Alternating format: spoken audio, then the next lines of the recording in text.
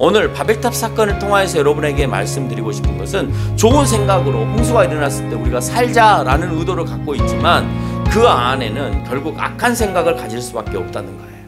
사람들은 아무리 좋은 지식을 가지고 좋은 생각을 한다 하더라도 결국 흘러가는 모습을 보면 악하다는 거예요. 그래서 성경은 얘기해요. 자기의 이름을 내고자 하였더라.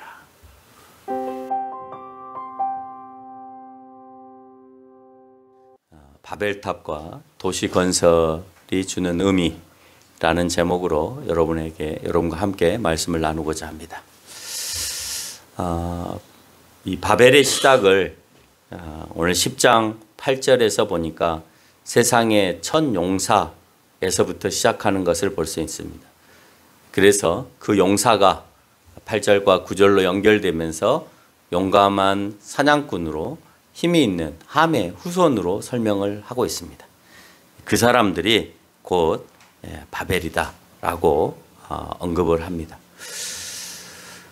노아의 자녀와 후손들은 홍수로 인한 심판의 두려움과 또 하나 10장 25절에 보면 어떤 일이 벌어졌냐? 벨렉이라고 하는 일이 벌어졌습니다. 후손의 이름으로 벨렉이라는 단어를 사용했습니다마는 벨렉이라는 단어의 의미는 나뉜다라는 뜻을 가지고 있고 그 당시에 세상이 나뉘었다라고 25절에서는 언급을 하고 있습니다. 세상이 나뉘는 현상이 뭘까요? 뭘 보고 세상이 나뉜다고 할까요? 지진이나 대륙 붕괴와 같은 그런 엄청난 사건이 그 상황 가운데 있었다라고 볼 수가 있습니다. 여러분, 우리가 이제 대륙이 붕괴가 되어지거나 나뉘어지는 현상을 홍수 이후에 있었다라고 하는 것을 추측해 볼 수 있는 것이 비가 많이 오면 땅과 산이 어떻게 됩니까? 갈라지죠. 금이 가 있는 부분에 물이 침투되어져서 산이 벌어지거나, 그렇죠? 또는 길도 물이 그 길 가운데에 클릭이 나 있는 사이로 물이 들어가기 시작하면 어느 순간에 그 길이 팍 하고 이렇게 벌어지는 것을 볼 수가 있습니다. 대홍수가 일어났습니다. 모든 물이 지면에 가득하여서 클릭이 나 있는 부분들의 물이 조금의 양이 아니라 엄청나게 많은 양들이 그 사이로 들어갔습니다. 그러니까 쪼개질 수밖에 없겠죠. 그래서 그 일이 있고 난 다음에 땅이, 오늘 여기서 세상이 나뉘었다라고 하는 사건을 통하여서 오늘 함의 후손 가운데 벨렉이라고 하는 이름이 부여되고 있는 것을 우리가 알 수가 있습니다. 이 두 가지 사건을 봤습니다. 대홍수가 일어났고 땅이 갈라지는 일들을 발견했습니다. 그래서 그들이 결정을 합니다. 이렇게 땅이 갈라져서 도저히 만날 수 없는 상황이 되거나 홍수가 일어나서 모두가 다 죽게 되어지는 일이 벌어질 때 나뉘지 않고 우리가 함께 살았으면 좋겠다라는 생각을 이들이 하게 된 거예요. 거기까지는 나쁜 생각이 아닌 것 같습니다만은 사실은 흩어지지 않고 함께 사는 것은 하나님이 원래 원하지 않은 방식입니다. 왜냐하면 사람이 함께 모이게 되어지면 당시에는 농경과 목축 문화였기 때문에 결국 좁은 토지 내에서 싸울 수밖에 없는 상황이 벌어져요. 사람은 먹고 사는 문제가 희박해지면 결국 싸울 수밖에 없습니다. 그거는 세상에서도 마찬가지지만 가정 안에서도 마찬가지예요. 결국 싸우는 것은 경제적인 문제 때문에 싸우는 거고 또 자식 문제 때문에 사람의 문제 때문에 싸우게 되어지는 거예요. 마찬가지예요.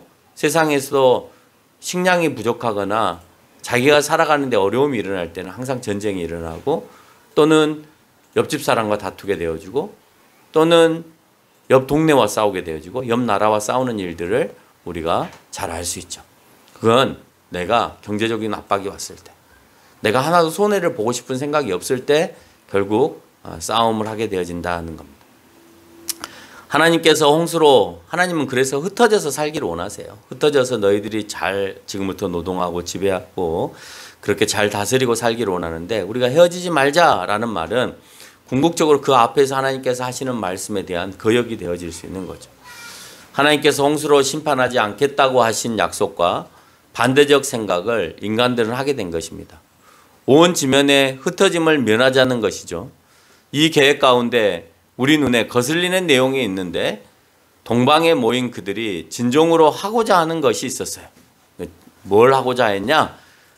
그때부터 벽돌을 싹 만들어서 쌓기를 원하고 있었습니다. 이 말은 진흥 문화에서 벽돌 문화로 변천되어져 가는 거예요. 이게 진흥 문화에서 벽돌 문화로 변천되어지는 것이 무슨 의미가 있느냐라고 말할 수 있죠. 여러분, 그냥 찍어서 내는 것도 아니에요. 여러분, 우리가 지금 벽돌을 사용을 하는데 벽돌을 굽는 게 아니고요. 세면과 모래를 이겨가지고 찍어내요. 찍어서 말려요. 그렇게 말리는 거하고, 그래서 진흙을 찍어가지고 네모나게 찍어서 말려서 그 말린 벽돌을 가지고 붙이는 거하고, 오늘 여기에서는 굽자 그랬습니다.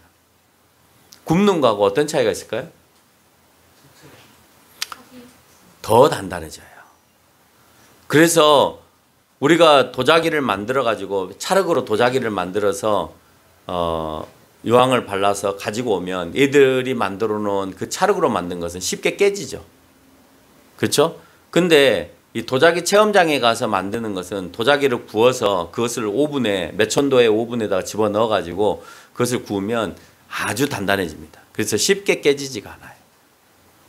근데 그냥 햇빛에 말리는 것은 손잡이를 자꾸 흔들면 손잡이가 뚝 떨어져 버려요. 그 굽는 정도에 따라서 그렇습니다. 그래서 구웠던 컵이라 하더라도 이 이음새 부분이나 굽는 강도가 작으면 안에 크랙이 나 있는 컵이 있거나 아니면 손잡이가 쉽게 떨어지는 경우들을 우리가 발견하게 되어지죠. 오늘 벽돌 문화는 튼튼한 건축물을 쌓을 수 있다라는 의미를 갖고 있는 거고, 거기에다가 굽는 벽돌을 만들었다는 것은 더 튼튼한 벽돌을 만들었다는 거예요. 그러면 더 튼튼한 벽돌을 만들었다는 말의 의미는 또다시 무슨 의미가 될까요? 더 높고 더 견고한 것을 쌓을 수 있다는 말이 되는 거예요. 왜? 계속해서 하중이 미치잖아요. 계속해서 하중이 미치기 때문에 위에서 누르는 힘 때문에 벽돌이 아래에 다 깨져버리거나 이그러져 버립니다. 그렇기 때문에 견고한 벽돌을 쌓지 않으면 그러면 아래쪽이 다 무너져서 결국 집 전체가 무너지기 때문에 견고한 아주 단단한 벽돌을 만들어내야만이 높게 쌓을 수 있어요. 자, 그것을 알게 되었어요. 이 시대에. 이게 이 시대의 건축법상 신기술이었던 겁니다. 그리고 나서 그들은 이제 이걸 알고 난 다음에 야, 이걸 가지고 거대 도시, 거대 건물, 거대 탑을 만들 수 있겠다라고 생각한 거예요.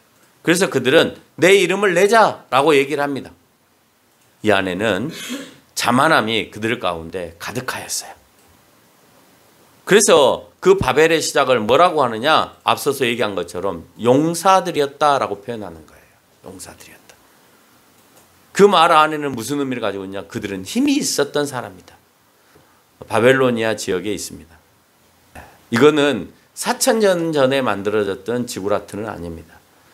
이스라엘 백성들이 포로로 끌려갔을 때 제2의 바빌론의 전성기였을 때 그 조상들이 해놨다라고 하는 것을 다시 복원했던 지구라트의 흔적입니다. 그 지구라트의 흔적을 과학자들이 다시 한번 조감도를 만들어 봤어요. 이런 형태로 만들어서 올라가면 어떤 건물이 될까? 이런 형태의 건물이었을 것이다 라고 주장을 합니다. 계속 올라가겠죠. 계속 올라가서 그들은 하늘 끝까지 닿자라고 했습니다. 어떤 방식으로 하늘 끝까지 닿자 했을랑가 모르겠지만 이 정도만 해도 당시에는 엄청난 구조물과 건축물이었던 건 사실이죠. 다 단층 건물이었는데 벌써 아래의 축대부터 매우 높은 기단을 쌓고 그 위에 계속해서 쌓아 올라가는 것을 보면 굉장히 큰 건물이었을 것이다 라는 생각을 합니다.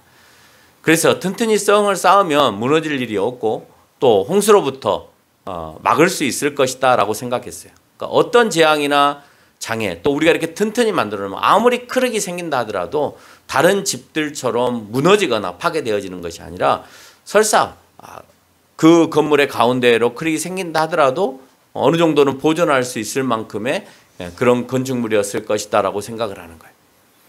자연재해를 통해서 일어나는 일까지 인간 스스로가 극복할 수 있다는 생각은 하나님에 대한 순종적 삶에 대하여서 반대적 삶이에요. 그렇죠? 하나님에게 내가 순종해야 되겠다라가 아니라 내가 하나님을 거스르겠다. 어떻게 보면 인간의 모습에서는 멋진 생각이 있어요. 야, 홍수가 일어났는데 우리가 홍수를 한번 막을 일을 생각해 보자. 지진이 일어났는데 또는 대륙 붕괴가 일어났는데 우리 스스로가 그 붕괴 속에서 넘어지지 않게 아주 강한 집을 한번 만들어 보자. 지금 이 시대로 생각하면 아주 좋은 생각이 되어질 수 있어요. 아, 그래, 나는 당신을 믿게 돼. 그런 것을 당신이 만들어주면 우리는 당신을 따를 거야. 지금 이 시대에 우리가 그렇잖아요.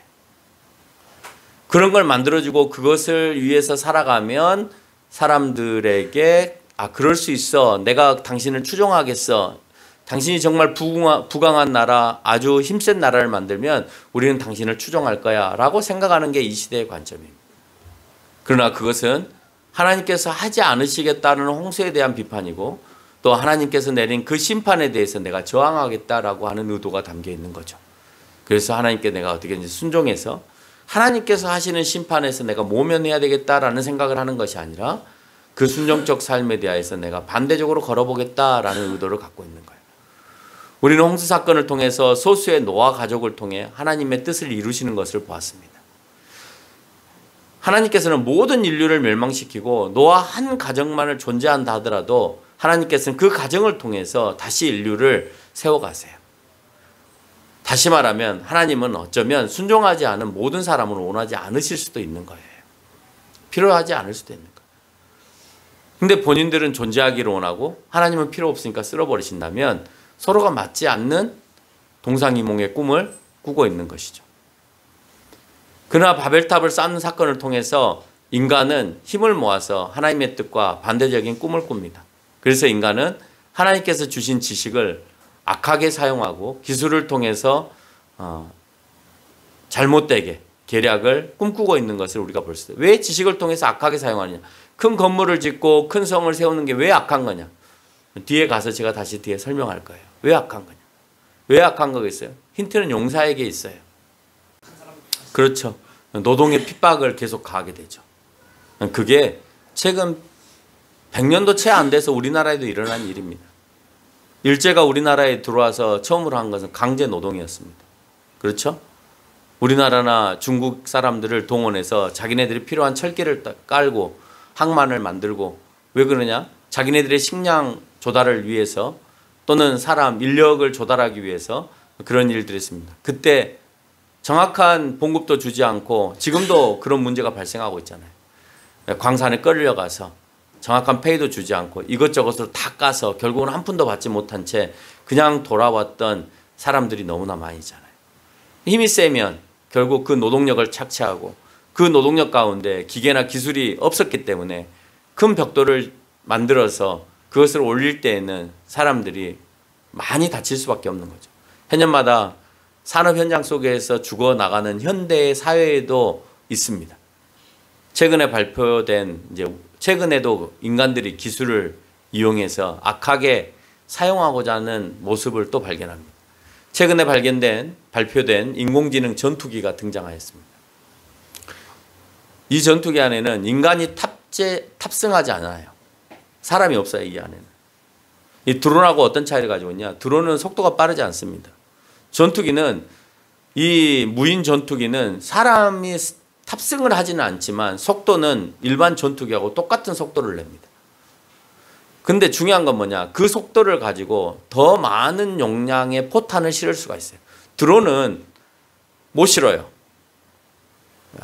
많은 무게의 폭탄을 실을 수가 없어요. 드론 자체가 작기 때문에. 출력이 약하기 때문에.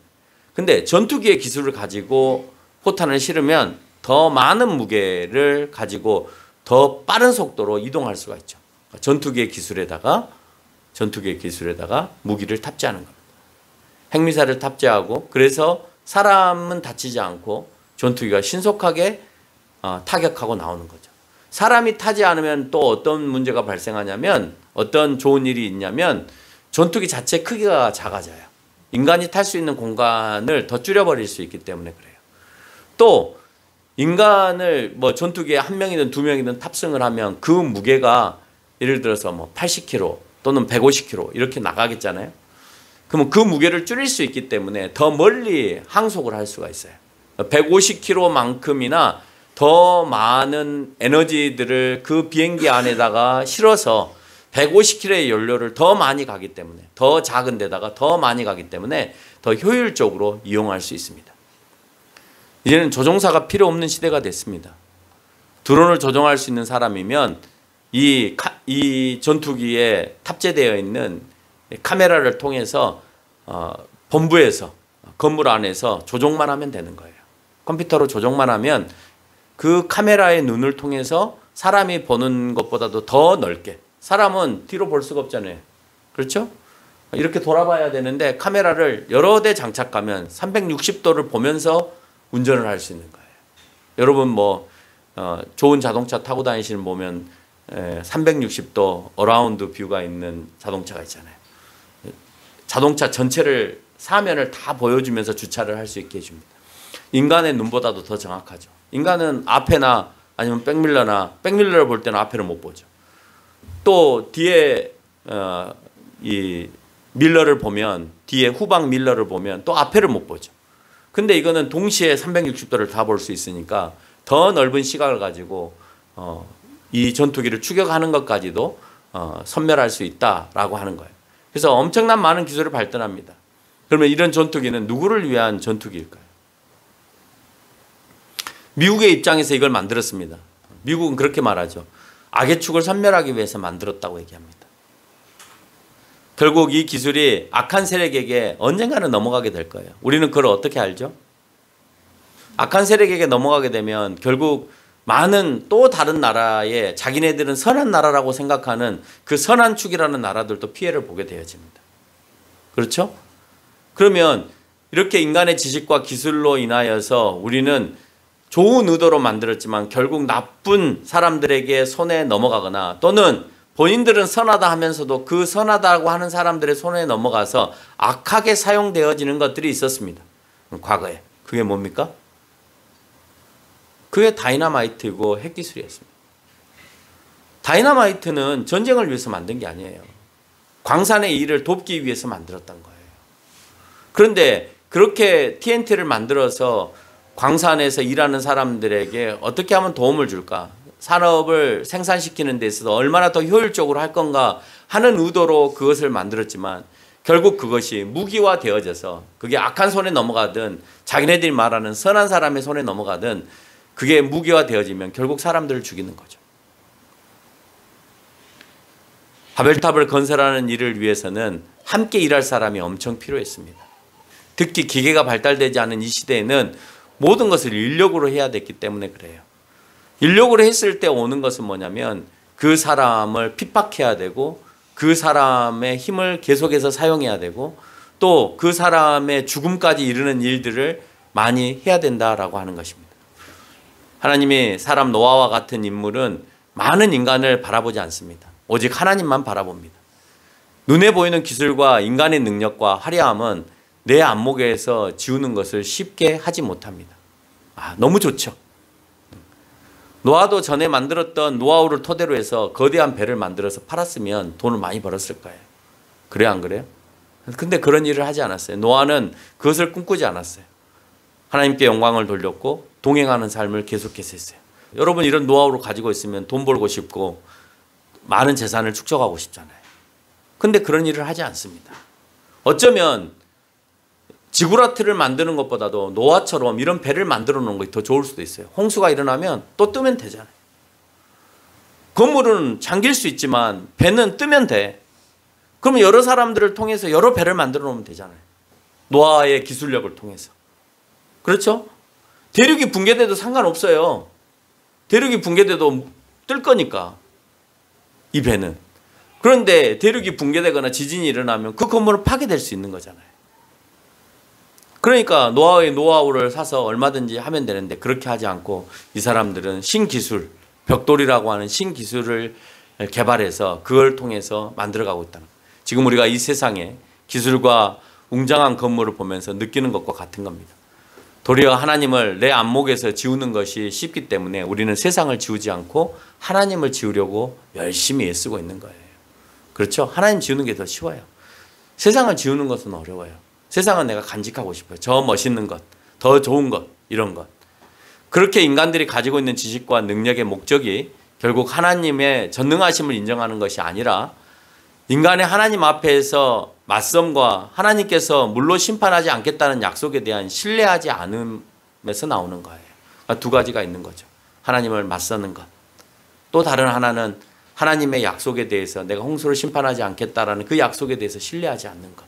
이 두 가지가 그 지구라트를 만드는 바벨탑을 만드는 모습 속에 나타난다는 거예요. 신할 평지에서 행하진 하나님의 역사는 그래서 그 모습을 보고 하나님은 어떤 역사를 이루시냐? 언어의 혼잡함을 만들어내십니다. 11장 7절에서. 언어를 혼잡케 하는 이유가 뭘까요? 언어를 통일시켜 놨더니 언어의 통일은 결국 뭐의 통일이 되어지는 거예요? 결국 힘의 통일이 되는 거예요. 그래서 힘을 모을 수 있는 힘이 된다. 그러니까 그 건물을 만들어내는데 언어가 통하니까 빨리빨리 만들어지거든요. 언어가 통하지 않으면 빨리 만들어질 수가 없는 것입니다. 그래서 언어가 통하지 않으면 인간들이 아무리 방대한 꿈을 꾼다 하더라도 쉽게 이루어내지 못해. 그래서 일본도 이 땅을 강제로 병합할 때 조선 사람들에게 조선말을 버리게 하고 일본말을 배우게 했습니다. 그렇죠? 그래서 일체 조선말을 사용하지 못하게끔 탄압을 했었어요. 왜? 그 노동력을 확보하기 위해서. 말이 통해야 쉽게 써먹을 수 있잖아요. 그게 힘 있는 사람들이 힘 없는 사람들에게 하는 거예요. 언어의 통일이 이루어지지 않으면 자신들의 이름을 내고자 한다 하더라도 할 수 없습니다. 하나님께서는 언어의 혼잡이 목적이 아니라 인간들이 자신의 이름을 내고자 하는 교만함을 막고자 하는데 오늘 하나님께서 이렇게 행하신 의도가 있는 거죠. 다른 말로 표현하면 하나님께서 하시는 일을 인간들이 맡겠다는 것에 대한 하나님의 거부 또는 인정하지 않으심이라고 말할 수 있는 거예요. 또한 9장 11절에서 보면 노아와 약속하신 하나님의 약속, 홍수로 심판하지 않겠다는 말씀에 대한 인간의 불인정 행위를 막겠다는 겁니다. 언어의 장애를 통해 인간의 힘의 분산을 통해 가지고 하나님의 뜻에 거슬리는 자만과 오만함을 그냥 넘기지 않겠다라는 모습을 오늘 보여주고 계시는 거예요. 하나님께서 분산한 언어를 다시 이 시대에 하나로 만들어 보겠다는 작업을 합니다. 그래서 통역하는 앱들이 나오고 심지어는 동시 통역 앱도 나오고 있습니다. 그래서 듣고 바로 통역을 해서 상대방에게 질문을 해주는 그런 일들까지 하게 됩니다. 그래서 어떤 사람들은 바벨탑의 저주가 이제는 풀렸다라고까지 말합니다. 과연 풀린 걸까요? 더 큰 재앙을 불러올 수도 있는 겁니다. 하나님께서 그렇게 하셨을 때 그건 모든 기술이 만들어졌을 때는 다 누구의 것이냐? 다 있는 사람들의 것이에요. 여러분 AI 기술은 우리의 것인가요? 여러분 전기자동차 다 가지고 계시나요? 집에 다 한 대씩 가지고 계세요? 전기자동차? 안 갖고 계시죠? 근데 전기자동차 많이 풀려 있죠? 누구의 것입니까? 있는 사람들의 것이죠. 아무리 전기자동차가 싸도 5천만 원 주고 덥석 살 수 있나요? 못 사죠. 비싸게 사면 1억 주고 사야 되는데 살 수 있나요? 못 사죠. 그러니까 싼 차 사는 거예요. 1,000만 원짜리, 2천만 원짜리. 중고차. 누가 사요? 우리가 사는 거예요. 우리 돈이 없으니까. 그러니까 그거는 우리에게는 전혀 상관없는 세상인 거예요. 그래서 바벨탑의 저주가 풀려서 그런 앱들이 만들어지는 것을 우리는 좋게 생각할지 모르겠지만 결국 그 기술 발전은 하나님이 하시고자 하는 일들을 결국 막는 일들을 하게 된다는 거예요. 하나님께서 선지자들 통해서 언어 회복을 하겠다는 약속을 한번 하십니다. 내가 너희들에게 언어를 다 분산시켰는데 회복을 시켜주겠다. 스바냐 3장 9절을 보면 그때 내가 여러 백성의 입술을 깨끗하게 하여 그들이 다 여호와의 이름을 부르며 한 가지로 나를 섬기게 하리라. 그 날이 올 거라는 겁니다. 그 날이 언제 왔냐? 사도행전 2장 8절로 21절에 보니까 성령이 그들에게 와서 한 소리로 방언한 것을 알 수가 있습니다. 모두가 통용하는 언어의 핵심은 한 소리로 하나님께 예배드림에 있어요. 언어를 통일시켜 주셨을 때는 모두가 하나님께 경배하는 데 그 목적이 있는 거예요. 각기 다른 소리를 해도 각기 똑같은 소리로 들리게 하는 것은 하나님께 경배하게 하는, 영광을 돌리게 하는 데 목적이 있었던 거지 그것을 통해서 산업을 발전시키거나 인간의 이기를 위해서 만들지 않는다는 겁니다.